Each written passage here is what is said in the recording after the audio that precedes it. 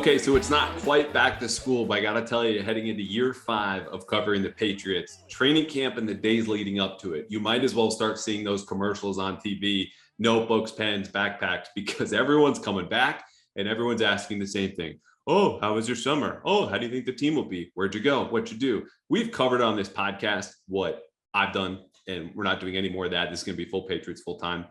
But before we get to the hardcore analysis, of which we're going to have every single day at bostonherald.com, 2,000-page practice recaps, just hardcore football stuff that really gets into the details, we're going to zoom out and dip into the world of fantasy here. Joe Dolan from Fantasy Points is coming aboard. He's the owner and managing editor of the site. He's been an award-winning fantasy expert on the radio, writing online for over a decade. He's a friend of mine, actually, from my days covering Penn State about 5-6 years ago. Really good dude. We covered anything you would want to know about the Patriots, from Mac to sleepers, the running backs, receivers, etc. So stay tuned for that. In the meantime, though, is a little appetizer, a little teaser here for the real football stuff. I've got some nuggets or rumblings or whispers. Pick your kind of teaser noun there for what these things that I've heard, making calls around the league and to some people in the organization, just about the same questions I laid out. How was your summer? Where'd you go? What'd you do? Okay, what do you think about the Patriots this season?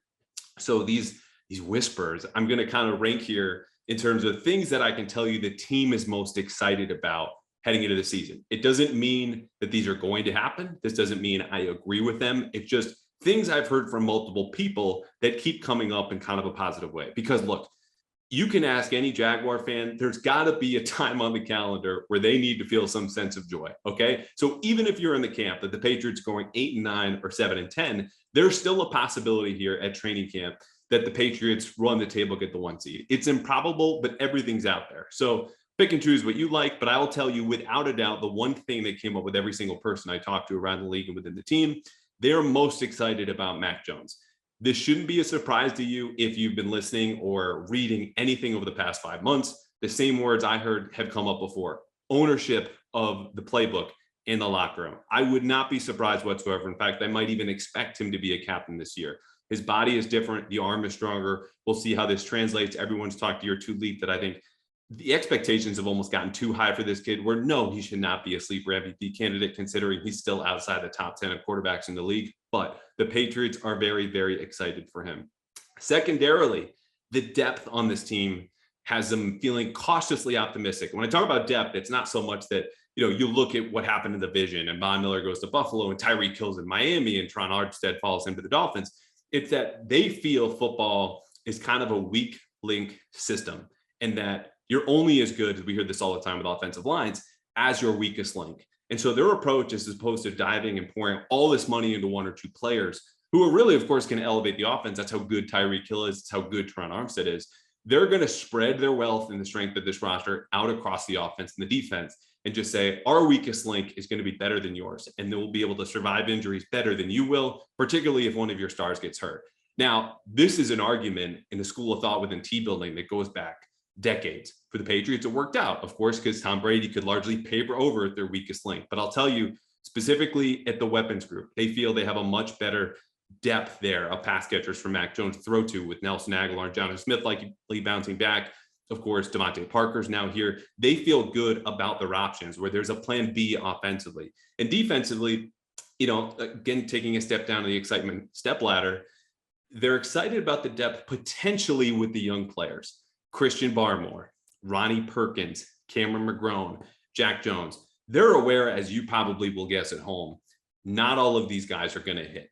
But they don't really need all of them to hit to have at least an average defense, give themselves a shot on any given Sunday. Because at this point in the NFL, success on defense is very, very different than what it was even 5 years ago when they win their last Super Bowl, or certainly 10 years ago, going back now, 2012, 2011. So for them, again, they're going to change schematically, but if they can get Barmore and Perkins to shore up the front 7, then you really only have to help out in the secondary. But if Jack Jones can lock down the spot opposite Jalen Mills and Malcolm Butler's ready to play, they're in good shape there. Maybe they blitz a little bit more. So they're counting less on their depth overall, but for the young guys on defense to step up.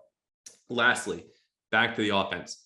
I don't know what goes down below cautious optimism, but the new offense, the things that I've heard even a couple of days ago have me kind of opening my mind to what this offense could be. Because I can tell you the Patriots offensive staff is still tweaking the system they want to roll out week 1 and beyond. Like, they're making adjustments that go down to kind of an elemental, fundamental level, where the philosophy of this offense for so long under Josh McDaniels remained the same. The idea, they don't want players to be confused anymore. They want them to play faster. You've heard things like this, but it surprised me in conversations just how elemental they're going to get at saying the whole structure of our offense might be a little bit different. Now, how does this look? Well, we know right now they're not going to play with a fullback. So that means you're going more one back, right? It's going to be 11 personnel with 3 receivers, 12 personnel, 2 receivers, 2 tight ends. Those are easy answers. The ones that are more difficult are zone versus gap scheme in the running game. Are you going to use some more West Coast passing game? How much pre-snap motion are you going to use? Any RPOs? RPOs is a great example of, as good as Josh McDaniels largely was the offensive coordinator and play caller, and yes, he was largely good, he was very reluctant to incorporate anything in the kind of RPO world of this offense, where you look at Mac Jones, and I wrote about this earlier in the week, almost 20% of his dropbacks at Alabama were RPOs. They play into his quick processing, his quick release, everything that goes into Mac Jones, and you can free up some early yardage and early downs to keep yourself on schedule when teams are loading the box to stop the run.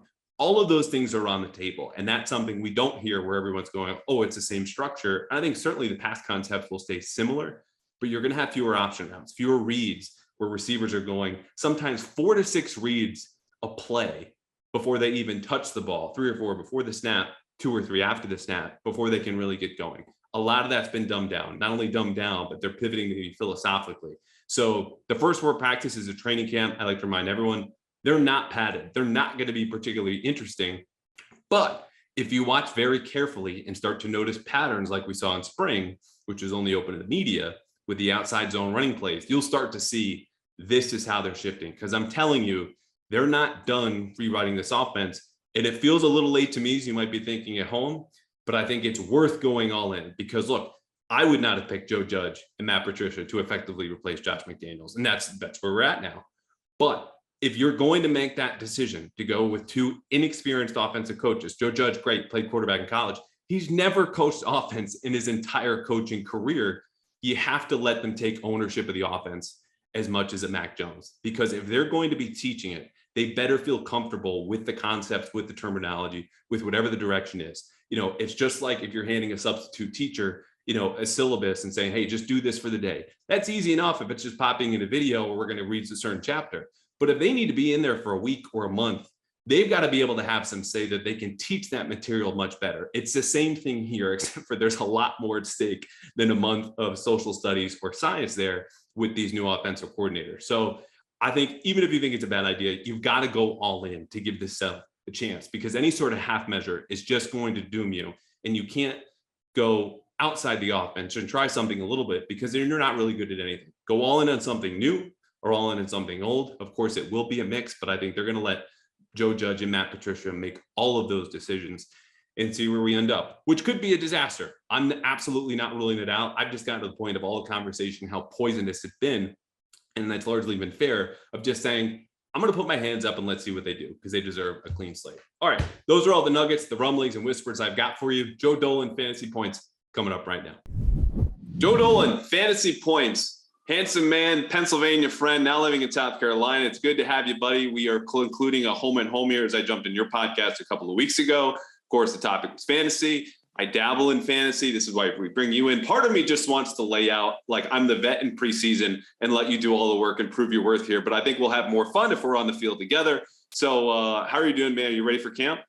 I'm doing very well. I'm tired. Like I said, I've been doing, like, you came on my podcast and it's because, I mean, not to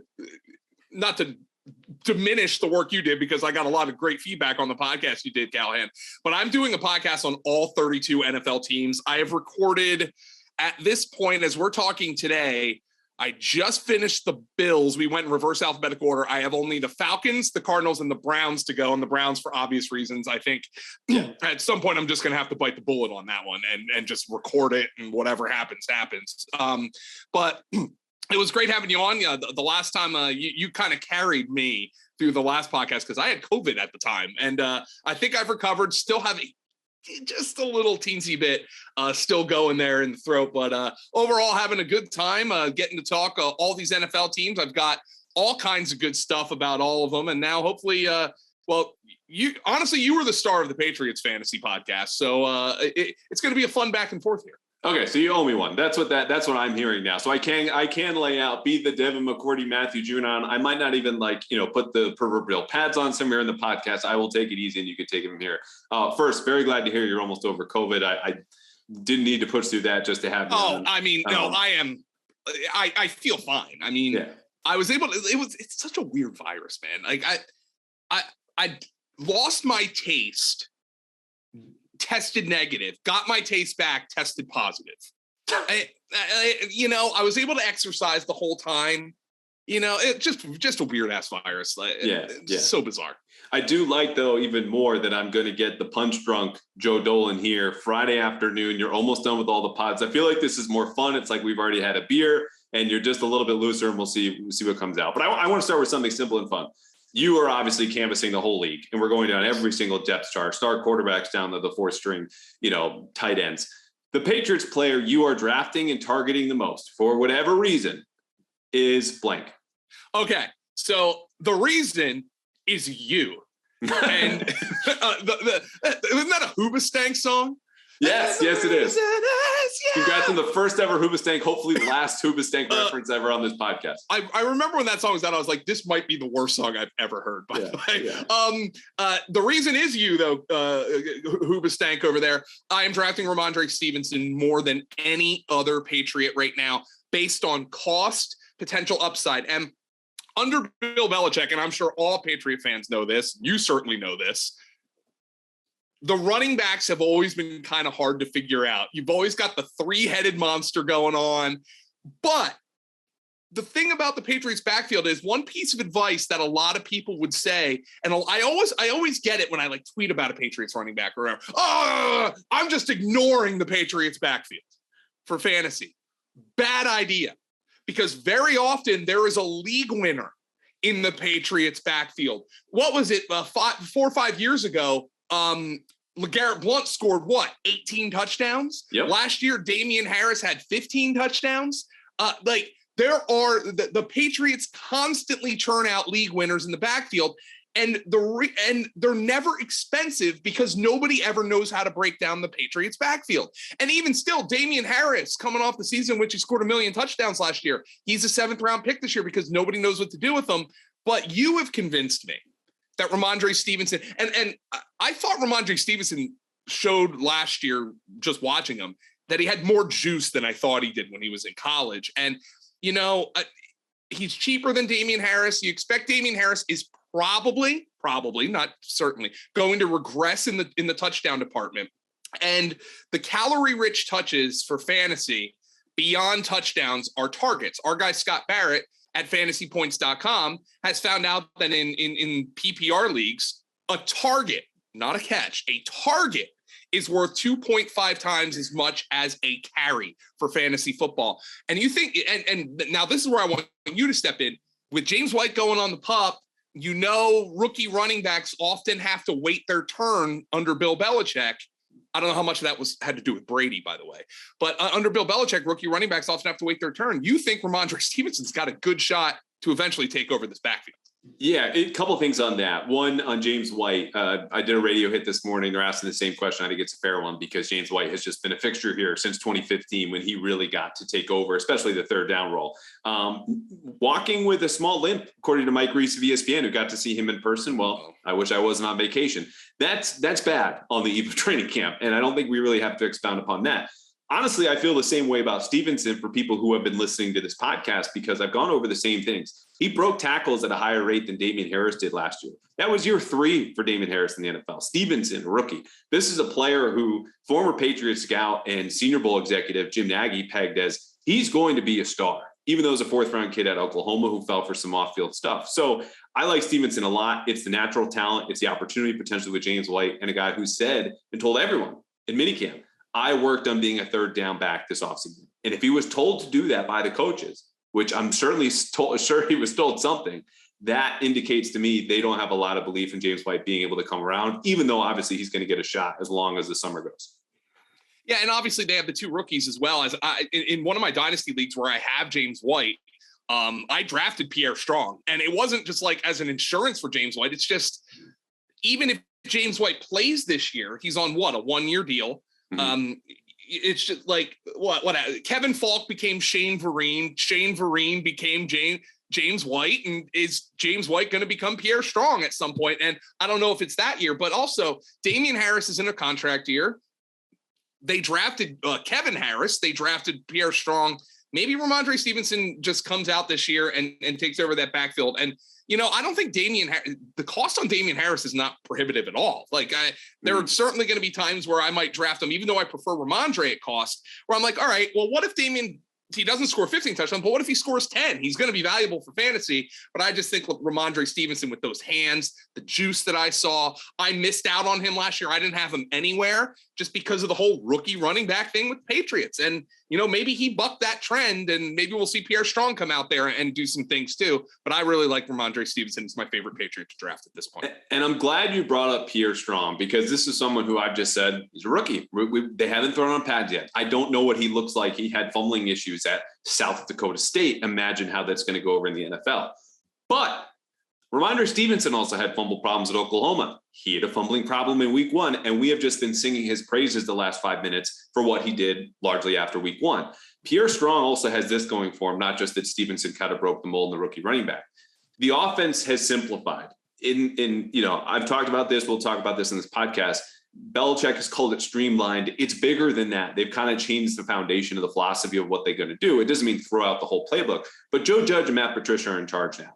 And if it's simple, not only just in the option routes they're running for the receivers to let them play faster, the next area that's typically most complicated for skill position players who are involved in fantasy is blitz pickup. So for Pierre Strong, if the offense is simplified for him as a rookie, whom they took in the 4th round, tested extremely well, if he picks up, pass protection pretty well, he'll have an avenue to playing time and is worth a late flyer. If not, just kind of keep an eye on him in the watch list.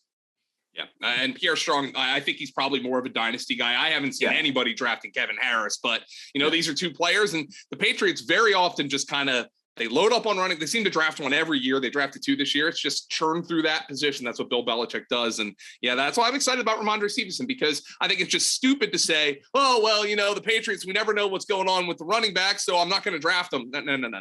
Bad piece of advice. You want to, sometimes you draft the wrong guy. Okay. It happens. Yeah. Sometimes you do. Like, I remember the year after the Eagles Super Bowl, I drafted Chris Hogan everywhere. Didn't exactly work out, but the Patriots put good value on the field, especially at the running back position. Yeah. Last one on the running backs, and then we'll pivot to I think my favorite question that I have listed here for you. I remember talking to Evan Silva, I think 3 years ago in my old pod, and his approach to the Patriots running back was like, just get the one that's least valued right now, because there you've got the upside and typically paid out, whether it was, as you mentioned, LeGarrette Blount or a guy like James White. I drafted him in the last round of a league, LeGarrette Blount. I mean, It was just like, it was one of the best draft picks I ever made, because nobody liked LeGarrette Blount. Right. So do you agree with that philosophy? I mean, it's 3 years later. I don't know who Evan is targeting now, someone who obviously we largely respect his work. Well, this year that would actually be James White. And for, the reasons that you have already outlined, our guy, Dr. Edwin Porras at Fantasy Points, who contributes, but he actually works in the Minnesota Twins organization as a physical therapist. He's not convinced James White will ever play meaningful snaps again. And that seems like that's within the range of outcomes here. So, so James White, I guess if we get bad news on James White in training camp, Pierre Strong will probably start to get drafted where James White is in like the 15th, 16th round range. And I could endorse that, but I think Stevenson's cheap enough that he's probably the guy I'll be targeting, who he's not a rookie and he's not injured. So those are 2 good things in his regard. Although, like I said, he might have bucked the rookie running back trend, because, man, when he fumbled, week 1, I thought, oh, that's it. It's over for Rhamondre Stevenson. Witness protection immediately. And he earned his trust back. And that, I think that speaks a lot to him and how Belichick feels about him. Yeah. And not only that, the competition after James White, Damien Harris is your most reliable proven back there. Pierre Strong, Kevin Harris, JJ Taylor's in the mix. I don't think they're itching to give carries to JJ Taylor. They feel comfortable enough. But if that's your plan B, I think you're more likely to kind of take a look around at plan C and say, there's some risk here. But like the physical profile is much better with either of those rookies. So, all right, next question. I already teased this. I don't know if I also have Friday punch drunk brain, but I asked you, what Patriots are you kind of most against the grain with when you look at where they are in your board versus where their average draft position is, the biggest discrepancy, and why are you either much higher or lower than consensus on a player? Yeah, let me take a real quick look at underdog fantasy ADP. I really just think, Jacoby Myers, I know he doesn't get in the end zone. He caught 88 passes last year. Like, you can do worse than that in fantasy football. And honestly, outside of Rhamondre Stevenson, I've been drafting quite a bit of Mac Jones, and he's quarterback 22 by ADP. And like, I understand why. He's not mobile, he's boring, but the receiving group feels like one where he can distribute the ball. There's not going to be a real go-to guy, I don't think. But now that you've got something I believe that they lacked last year, you've got a boundary X receiver. And say what you want about Devontae Parker. I don't know if he's ever really lived up to – he's one of those guys who's never really lived up to his first-round hype, but also isn't a bust. If that makes sense. Like, he's like, oh yeah, he's a decent player. Like, and then I remember, what did they trade for him? Like they traded a third, and it was a pick swap. Yeah, a third for Parker and a fifth. And so I remember when they made that trade, and I'm like, they traded a third round pick for, like, I thought Devontae Parker was going to get like a 6th round pick or something like that. But when you look at the cost for what other wide receivers went for, the Amari Cooper deal, I mean, I bet you there's a million teams kicking themselves that they didn't make that trade, given what happened with wide receivers this offseason. But when you look what Tyreek Hill went for, when you look what Devontae Adams went for, and then AJ Brown, all right, Tyreek Hill, Devontae Adams, AJ Brown, they're different cats, okay? You can make the argument that those 3 guys are top 10 receivers in the NFL. But then when you see what Hollywood Brown went for, a 1st-round pick for the Cardinals, and then you look at what the Patriots paid for Devontae Parker, and you're like, wow, in hindsight, that's not bad. And it probably gives them a little something that, like, I think we talked about this on my pod, but they didn't really have that boundary X, the guy that they can put to suck up that single coverage, and then have, the guys like Bourne and, Bourne, Jacoby Myers, Nelson Aguilar, who all kind of have different roles. But to me, those are not guys you want taking on press coverage. I don't know. Was that something you thought they really lacked last year? Let me stop you there, because I had conversations with coaches right after the season. Again, a kind of, let's do the autopsy here. And offensively, they were telling me, per their numbers, they were the 2nd most pressed team in the entire league. And what that number says to me is, we don't respect the receivers. We are not threatened by them. We don't have trouble playing man, even if we're a team like the Bills, who might have had the best defense in the league, but because they're predominantly playing zone and playing a couple coverages are coming, and we're going to stick to those anyway. When they face the Patriots, they say, no, we're going to man up about 50% of the time. The reason I'm glad you brought this up is not only that, but when you look at Jacoby Myers, who you just mentioned being higher on than consensus, according to Player Profiler, they take a complete accounting of your routes versus man and zone. And then they say, how often do you win? How often do you lose? I don't know their operational definition of winning versus man, but let's just assume it's what we would all, agree on. You get separation, okay? Jacoby Myers had the 5th best win rate versus man coverage in the league last year at 45.7%. So he's not only having a defined role in the slot, he's not only getting opportunity because a lot of the other receivers in the roster are perimeter players. He's someone who excels against man coverage better than anyone else. And I think teams are going to continue to disrespect the Patriots in that way because, look, Devontae Parker is probably better than anyone else on the roster. He's not keeping an opposing defensive coordinator up at night. You look at Kendrick Bourne, the other player like that, he's at 37.8% win rate against man coverage, 31st in the league. 31st is good. Also still not scaring you. So I think there's more of an upside here with Jacoby, who I like, especially in full point PPR. Yeah, and I've drafted Parker mostly because he's pretty cheap. Like I think he's even going after Jacoby Myers, even on a half PPR site like Underdog. I've got Devontae Parker at wide receiver 65 right now. And you know what? That's really affordable. And I think once again, it speaks to the nature of the Patriots. There is no expensive Patriot in fantasy drafts because they don't have a star player. There's no Rob Gronkowski anymore. There's no Julian Edelman anymore. And there's no Tom Brady. So everybody, I'm sure the biggest question that you've had to deal with all offseason is who the hell's calling the plays. And I think that's going to define things quite a bit. And there could be some upheaval here, but there is value here. And look, Bill Belichick took this team to the playoffs last year. I think they probably expect to be a playoff team again. And they're going to score some points. So it's just a matter of finding these little edges. And I think the Patriots do present them. But Jacoby Myers, look, 88 catches last year. I don't care if he scores 1 or 2 touchdowns. If he's going to catch that many passes, there's going to be value for your fantasy team, because even if he doesn't score touchdowns, everybody knows those weeks where your number one wide receiver is on bye and you're like, oh God, I just need somebody who's going to catch me 5 passes for 50 yards. Yeah. And Jacoby Myers is going to do that.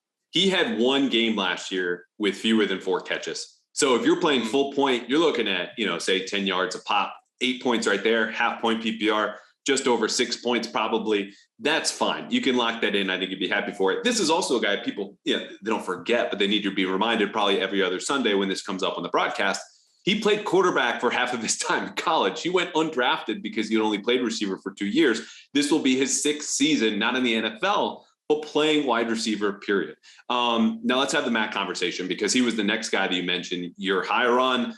The play caller is a question mark. It is what it is. But fans here very locally are excited for the year 2 product on the field from a reality standpoint. From a fantasy standpoint, what do you see as his ceiling and also most kind of probable range of outcomes here? I mean, I'm sure fans are probably sick of hearing about this, but I think Mac Jones' ceiling from a fantasy perspective is probably like a Kirk Cousins type of asset. Just the worst start here, Joe. Kirk Cousins. I don't think you're wrong, but man. But here's the thing, though. Go look at, I understand Kirk Cousins is kind of, Magoo, but go look at the numbers, man. I'm not trying to say I'm not trying to say that Mac is going to fold in the worst possible spots the way Kirk Cousins has. But when I'm looking at numbers and I'm looking at the numbers Kirk Cousins has put up, look, he threw 33 touchdowns to 7 interceptions last year. The year before that, he threw 35 touchdowns to 13 interceptions. And the year before that, he threw 26 touchdowns to 6 interceptions. Tell me a Patriot fan who would not be happy with that from Mac Jones this year. Any of those stat lines. Where does that put him in fantasy? QB 10, 12? Back end, there's usually in fantasy, even this year, especially because the running quarterbacks have kind of proliferated, there's usually 8 or 9 you feel really good about starting every week. And then there's a group of 6 or 7 who you kind of you play your matchups with that are essentially low end QB1s. And I think that's Mac Jones' ceiling this year. And I know people hate hearing about Kirk Cousins, but you tell me a Patriot fan who would be unhappy with Mac Jones throwing for 4,200 yards with 33 touchdowns and 7 interceptions this year. You know what you say to them? Those numbers. You like that. You would like that. And again, but I'm just saying, Cousins, he doesn't really run. Mac Jones, I think, ran for 140 yards last year. Cousins ran for 115. That's kind of the style of statistically the kind of player he is. Now, his price, though, is QB 22. Oh, so, in drafts with your buddies at home, if you're in a 12-team league with your buddies, there's a chance Mac Jones isn't even drafted in that league. Well, especially if you live outside New England. The national. Yeah, well, he'll be drafted in New England. I understand that. Right. It's a backup, and you'll be happy with that. And I think you hit on a good point, too, because it's not just the fantasy ceiling is very different than the real ceiling, right? You can win more often in reality still with a pocket-bound, ground-bound guy who's only going to scramble when there's a real open lane on 3rd down, versus someone who can kill you with his legs. And you don't need to be Lamar Jackson or Kyler Murray. As we saw, Josh Allen will do this and did this to the Patriots in the wild card round. Patrick Mahomes, same mold. People who are mobile and are able to create their own on their offense, which I've compared, in past episodes. these are the guys in the NBA late in the shot clock. You go, get me a bucket when everyone else is covered or we don't have any other options. That's playing quarterback now in the NFL. How much can you create kind of on your own? So I like it. I mean, if the price is QB 22 and you're saying his ceiling is around QB 12 or 10 or whatever that might be, I'm with you. I think that the one thing that could swing his value either way, right, is the play caller. And we can't have too much of a discussion about this, but he's worked extensively on his deep ball this season. If they want to take chances with Devontae Parker, who's described to me as someone we want playing kind of power forward, if they hit on those chances, that's like an extra 400 or 500 yards. And now you're talking about a guy who is firmly in that back end QB1 discussion. Yeah. And like, by the way, if you want to bring up a quarterback who has a higher public perception of him than Kirk Cousins, you know, Derek Carr has never finished as a top 12 fantasy quarterback. And wow. Like, seriously. And now he's being drafted that way this year because of Devontae Adams. But like, just like like Kirk Cousins' numbers from a fantasy standpoint have been consistently better than Derek Carr's. Although I think if you were to ask the average fan, you had to pick one of these two guys to be your quarterback, I think the majority of them would say Carr. Yeah. And you know what? Carr has also just not had weird vaccine press conferences or just been kind of an odd dude anyway. Like there's some tangential stuff that inevitably seeps into your perception, reality, or fantasy football purposes. We're like, if this is a tie, I'm going to go to the non-weirdo. And I think if you're going to go to a tie here in New England, it's going to go to Mac Jones. And I like the body changes, although I lament the loss of the dad bod because Callahan, as you well know. Yeah, we're you know, we need we need brethren in sports. yeah. No, I hear you. And you know what, too? I think the counterpoint here in New England would be you're happy with those Kirk Cousins stats because you know who Kirk Cousins is throwing to? Maybe the best wide receiver duo in the league, depending on how healthy Adam Thielen is. And obviously Mac Jones is throwing to a group that's probably in the bottom 12 in the entire league. Yeah. I think it's more likely that, you know, Mac puts up Carr numbers.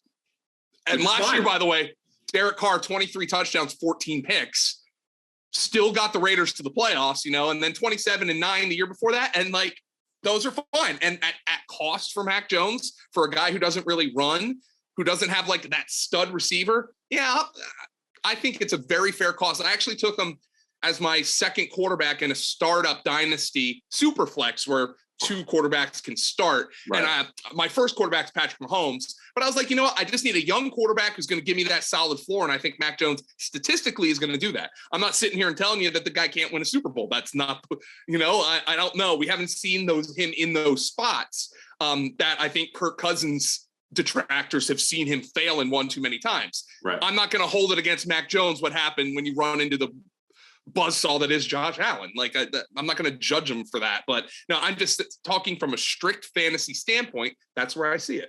You covered yourself very, very well there, Mr. Dolan, because you will have Patriot fans in your mentions in 3, 2, 1. Okay, as they're doing that, let's run down the receivers really quickly because we hit on Myers. I think we're both higher in him from a fantasy standpoint. Devontae Parker, you mentioned wide receiver 65. Best to worst, guys that, you know, not in terms of value, but are on your board. He's at the top. He's at the bottom from these four. Parker, Myers, Kendrick Bourne, and Nelson Aguilar.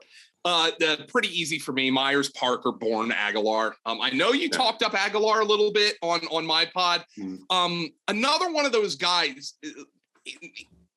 maybe a little bit similar to Parker, although worse, got off on just a horrible note. Then had one great year in Philly the year they won the. Obviously, I think he might have caught like 9 passes in Super Bowl 52.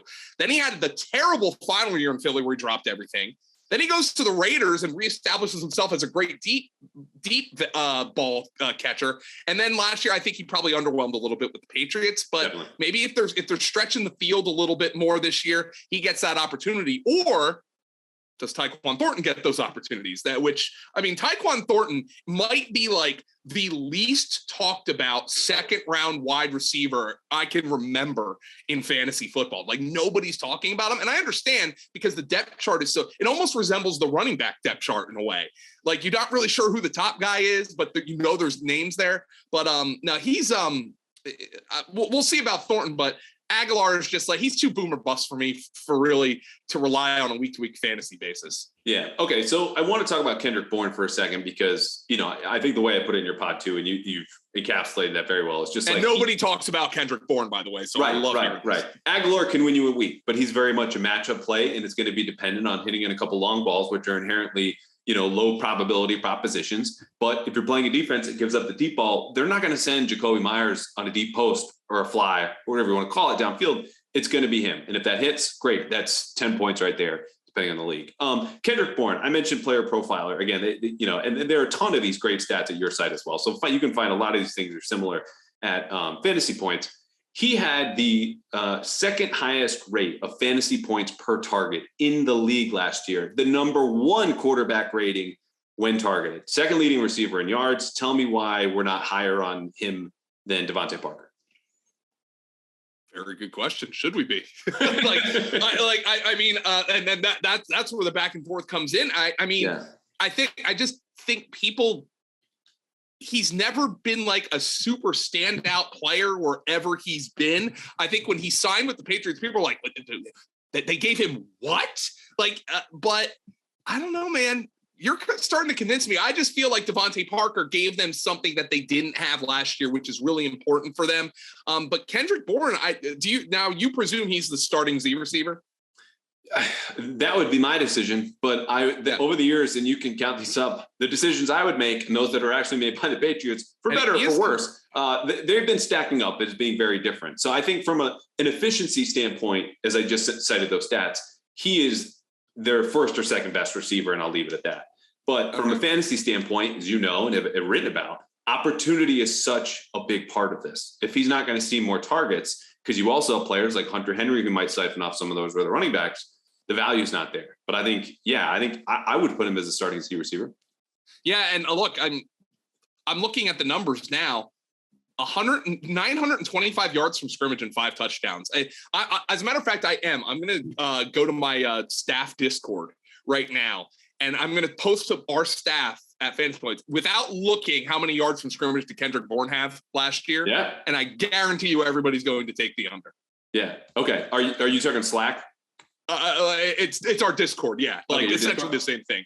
Okay. I'm gonna see if anybody answers that while we're following up. That's exactly what I wanted to ask. I was like, do this right now. We will circle back whenever you get an answer. Wait for at least a few replies and interrupt whatever's going on as we pivot to the tight ends. I mentioned Hunter Henry. Look, I don't think we have to spend a ton of time on this unless you find the tight ends or the defense particularly interesting.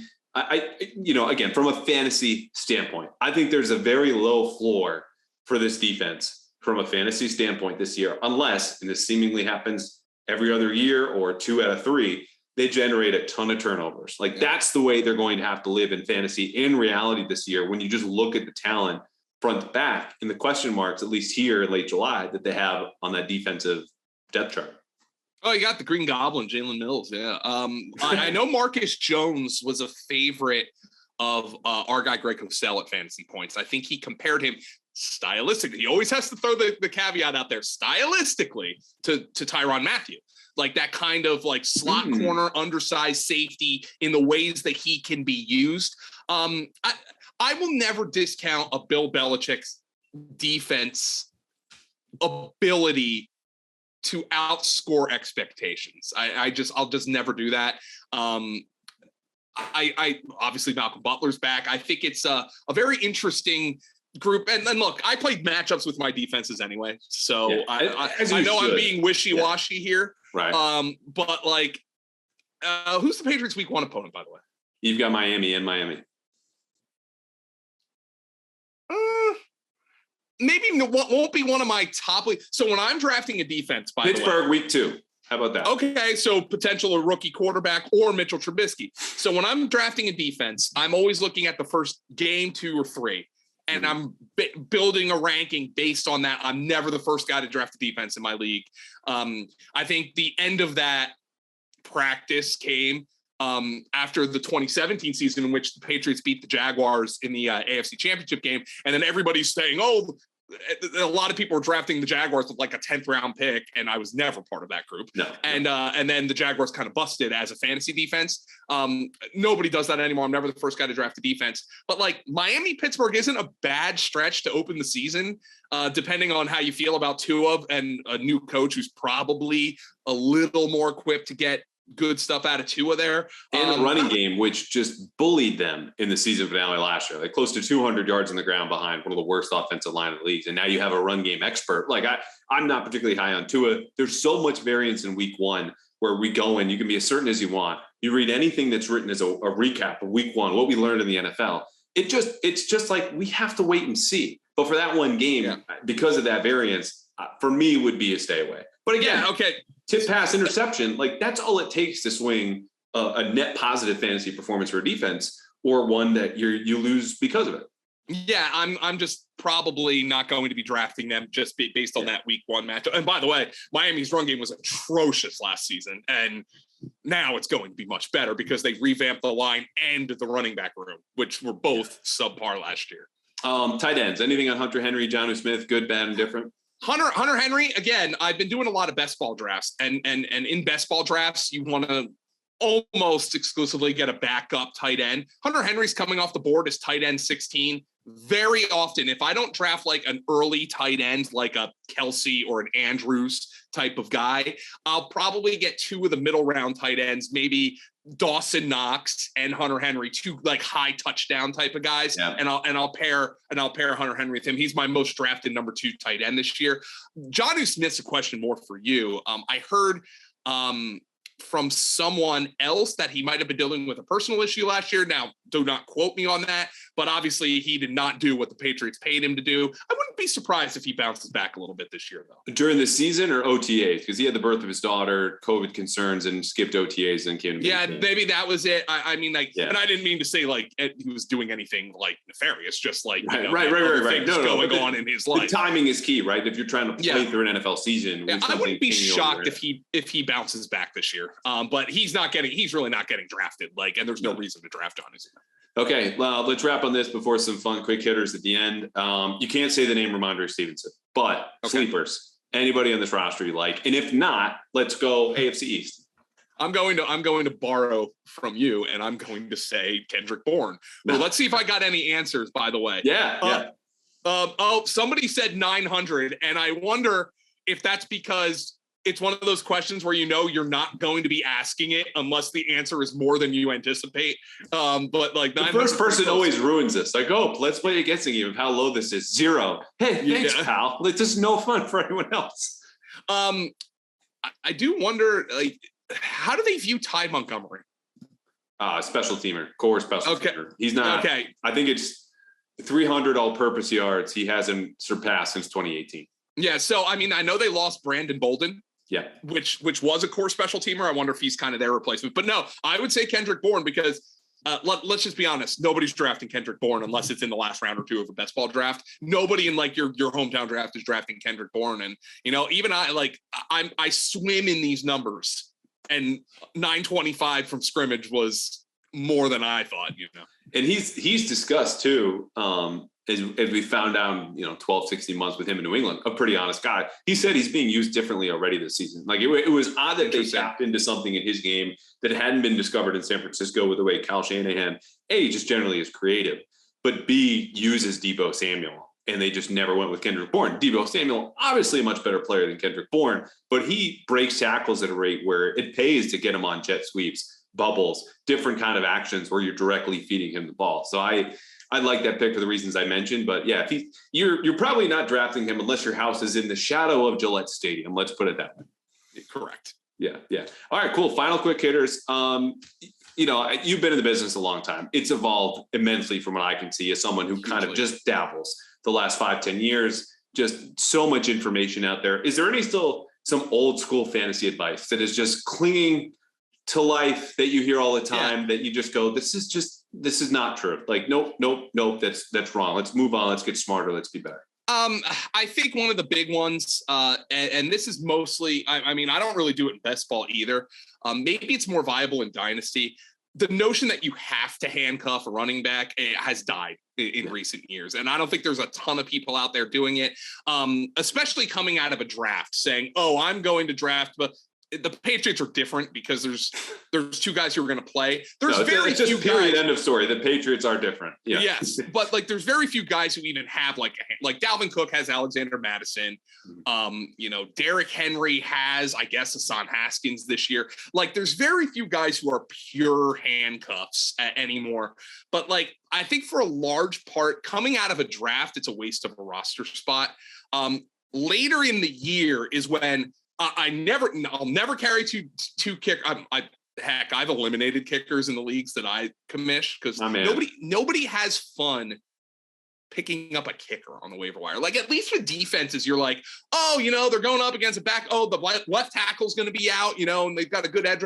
Like defenses can be fun to kind of dig through the waiver. Nobody has fun picking up kickers. Like and fantasy football is supposed to be fun, but I'll never carry two kickers or two defenses ever, unless it's at the end of the season, I'm in the playoffs, and like that sleeper on your bench you've been keeping all season, that guy does not need to be there. And it's kind of the same way with a handcuff running back.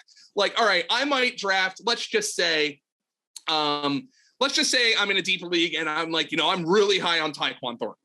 Mm-hmm. And I'm just going to stash him at the back end of my roster to see what happens. All right, by the time week 10 rolls around, and he hasn't hit yet, you're not going to hit. That's when I'll pick up maybe my backup running back and say, okay, in the event something happens to this guy who's in my starting lineup, that's when I'll do it. Coming out of the draft, I'd much rather have the potential home run option as opposed to the guy who's, the real safety kind of insurance option. It would only really require some really crappy bad luck for you to be able to, for that to be a plus EV move. Let's put it that way. I like it. And at some point, if you're in a playoff chase, these are probably cut bait anyway with the guys you clung to or boasted about. Like I got Tyquan Thornton, everyone's missing something, including the beat writers. And look, sometimes we are. You have belief in what you saw in his college tape and his fit and all that. Good for you. Zooming out, you get one piece of advice for people drafting this year. It could be a team. It could be a position. It could be a player. It could be value. It could be play as many leagues as possible or get a fantasy point subscription, which people should do anyway. That's my piece. Yes, they should do that. Yeah. By the way, Dolan 22, if you allow me to plug, gets probably should have to. That gets you 10% off at fantasypoints.com. And we're getting into the charting business this year. If there's one piece of advice, I would say look at the really good quarterbacks or even the really good offenses that have had a lot of changes and kind of suck up some of the value on those teams. Like Kansas City is a really cheap team to draft right now, with the exception of Travis Kelce. Now, I'm not in on Juju Smith-Schuster. I think the NFL has told you what they think about Juju Smith-Schuster, but Patrick Mahomes is cheaper than he's been in years. There's no wide receiver getting drafted in like the top 60 picks for Kansas City. You can go out and get Marquez Valdez-Scantling for cheap. You can get Sky Moore for cheap. That's a team. Green Bay is another team. You can invest in Green Bay really cheaply. Aaron Rodgers is the back-to-back MVP, and none of his wide receivers are getting drafted in like the first 9 rounds of fantasy draft. So what does his history say? I just talked about it with the Patriots running backs. History says, even though it's a hard situation to figure out, one of these guys is going to hit, right? One of Aaron Rodgers' wide receivers is going to hit this year. Okay? He has to throw the ball to somebody. Someone in those cities is going to catch the ball, which means points and touchdowns for you and for them. Yeah, exactly. Now, there's other guys like breakout candidates who everybody has identified, okay? Mm-hmm. One example is Gabriel Davis in Buffalo. You're not getting a discount on Gabriel Davis. I think people have correctly identified him as a breakout. But I think just one really basic piece of advice is look at some of these proven elite quarterbacks who have murky situations where points are going to be scored. And even if you don't know who it's going to be, take shots on players in those offenses because they're affordable. You can get them, and then you can find a potential league winner, because I guarantee you at least one mid to late round league winner is going to emerge from Kansas City and Green Bay, and certainly the other teams who fit that mold. Yeah, a Marquez Valdez-Scantling, even Christian Watson coming out of Green Bay, Sky Moore, whomever it might be. I like Alan Lazard. Yeah, one of those guys is going to be a league winner. Yeah, cool. All right. From winners to losers, let's mash some fantasy. with some betting. I need your best bad beat fantasy story, week, season, championship. What do you got? Oh, this is so easy for me. So I can tie this to Boston sports as well. Beautiful. I am in a guillotine league. Do you know what that is? Come again? No, I do not. A guillotine league. It is a 17-team fantasy league, and the lowest scoring team gets eliminated every week. Okay. And then that player's roster goes to the waiver wire. So every week, the lowest scoring team gets eliminated, and that player's entire roster is up for grabs on the waiver wire. And then you bid on the players, and like this is the easiest one. So I'm in a league, a guillotine league. I've had some success. It's run by Brad Ziegler, the former pitcher for the Red Sox, and of multiple fantasy teams. There's some other baseball players in there as well, but Brad runs it. I got all the way down, and let's just put it this: the prize is significant. Okay, for somebody like me and you, maybe not for Brad, but for somebody like me and you, it's a significant prize. It was 2020. I get down to week 16. I am in the finals. I'm one of the final 2 teams remaining, and now you have to imagine what these teams look like. Okay, because we've been poaching off the waiver, so they're all just like like Aaron Rodgers is on the bench, like type deal. Yeah. It was week 16, which was in 2020, Christmas week. Christmas Day was a Friday game. I did not have Alvin Kamara. My opponent did have Alvin Kamara. Oh, wow. Alvin Kamara scored 6 touchdowns on Christmas Day.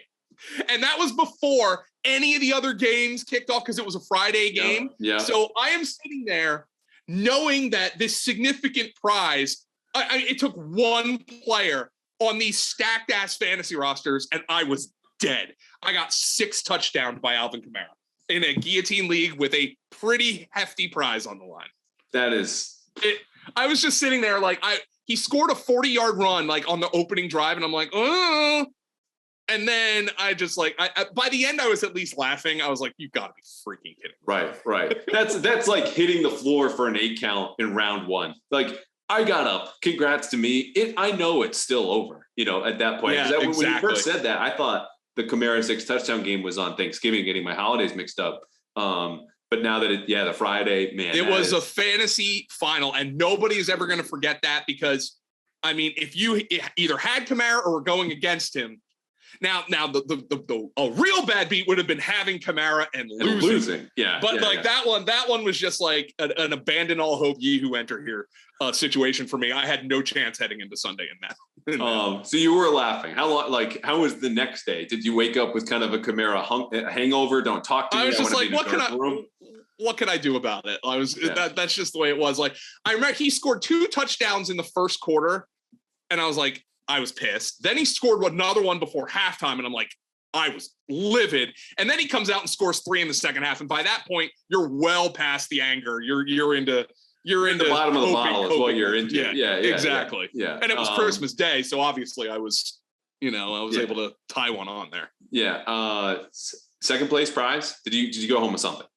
I went home with something. Okay. But it was roughly 8 times smaller than the grand prize. So wow. Yeah. This is like the guillotine, but you're losing a foot, like you stick that in at the end, and you're happy you're still alive, but you're hobbling relative to the guy who's left standing in one piece. Yes, exactly. That was my worst beat because that was I really managed that team well. I had everything like I wanted. I was like, I planned it out well. I budgeted my free agent auction money very well to make sure I supplemented the roster throughout the year. And then I just got 6 touchdowns on the first game of the week. What am I supposed to do? Well, hats off to you, Joe Dolan, because I think, at least for me, if you're outside the industry, the last thing you want to hear about is someone's fantasy team. And let me tell you every single week how I did. We all care about our own. We have a limit of how I want to hear about yours. That story has me captivated and thinking about for a very long time, caring about your fantasy team. Are you still on SiriusXM? Plug whatever else you got. Yeah, so I'm on SiriusXM. I presume I'm doing SiriusXM game day this year on Sundays. That always comes down to the wire, but I've done it for the last 11 years. I don't see why it would change now. So I do the 6-hour game day show, which is like, I guess you would say the radio the Fantasy Nuts version of the Red Zone channel on the radio. It's just basically me and Paul Kelly reacting to everything that's happening, and it's always a lot of fun. Cool. Joe, this is tremendous. I want to have you back probably mid-season. We'll check in most of Patriot stuff, but if you got any more bad beats, we'll have you back much sooner. By the way, if Rhamondre Stevenson does become the lead back, I'll kick you a couple there. Man, I'll take kick whatever you you got. a couple of tips there. I already got the I subscription, so yeah, I'm good. But I can't pull for the kid as the team beat writer. But you know what? Yeah. For the people watching, I understand. Home, yes. Yeah, I know. Yeah. But I'll let's just say I'll pat you on the back. Let's put it. Yeah. Maybe I'll send you a jersey, for Christmas, just in case we have another guillotine debacle there. Well, by the way, I am joining that league again this year, so maybe I'll have better luck this season. Cool. All right, we'll keep you posted. Thanks, Joe.